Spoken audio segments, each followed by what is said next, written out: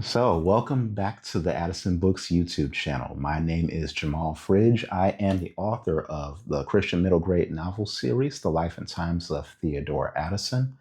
And while my books are for kids, I also care about the people raising the kids. So, this channel will be a resource for you. Uh, if you've watched the previous deep dives I've done on the first three characters in the series so far, that being Ted, Veronica, and Derek, you might note that these three have faced incredible adversity in their young lives. And I don't know about you, but constant hardship is depressing. And so that's what makes the introduction of our next character, Diamond, a bit of a breath of fresh air. In some ways, Diamond Forte is the quintessential popular girl. She's a trendsetter who's always up to speed on pop culture, music, fashion. She's always surrounded by her friends. You kind of get the picture.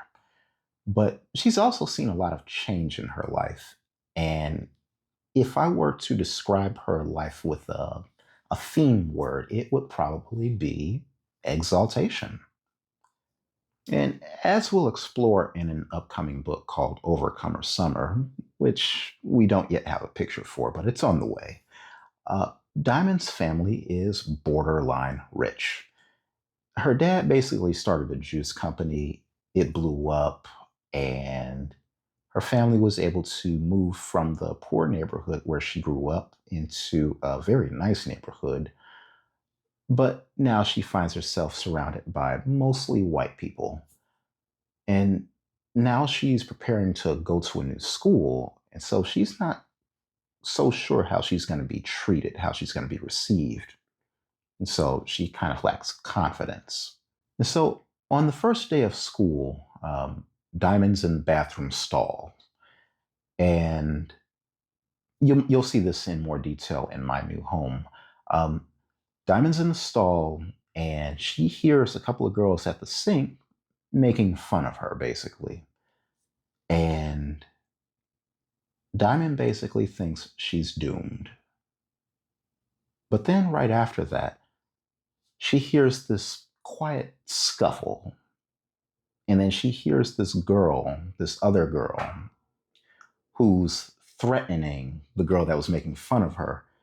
And Diamond doesn't know what's going on, but she steps out of the stall and she's like looking like what's going on.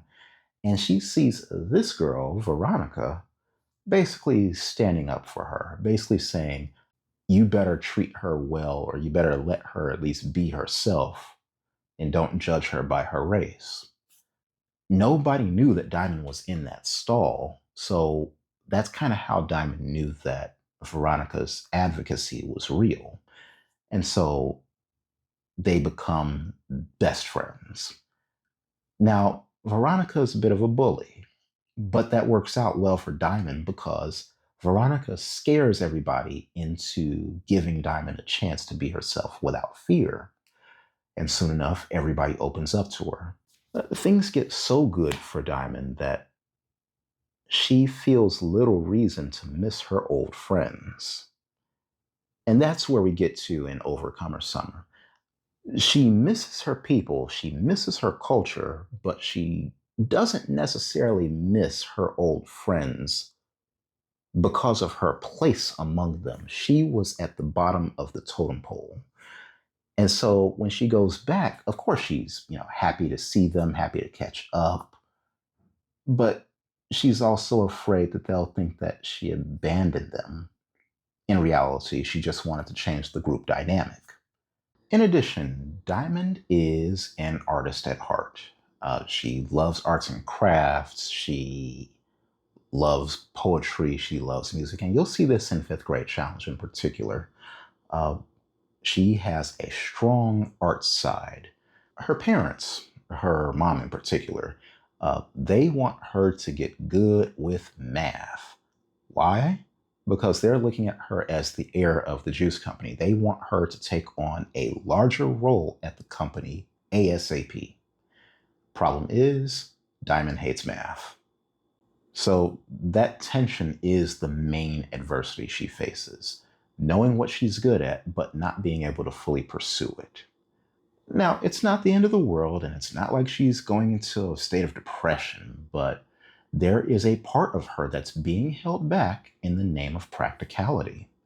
It reminds me of something my former pastor once told the congregation. He asked this question about Jesse. Jesse is the father of David, right?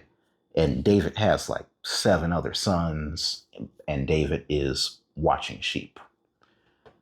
So, Pastor asked this question. He said, if Jesse knew, like if God came and told Jesse that his son David would be king, what do you think Jesse would have David doing as he grew up? Like, how would Jesse raise the future King David?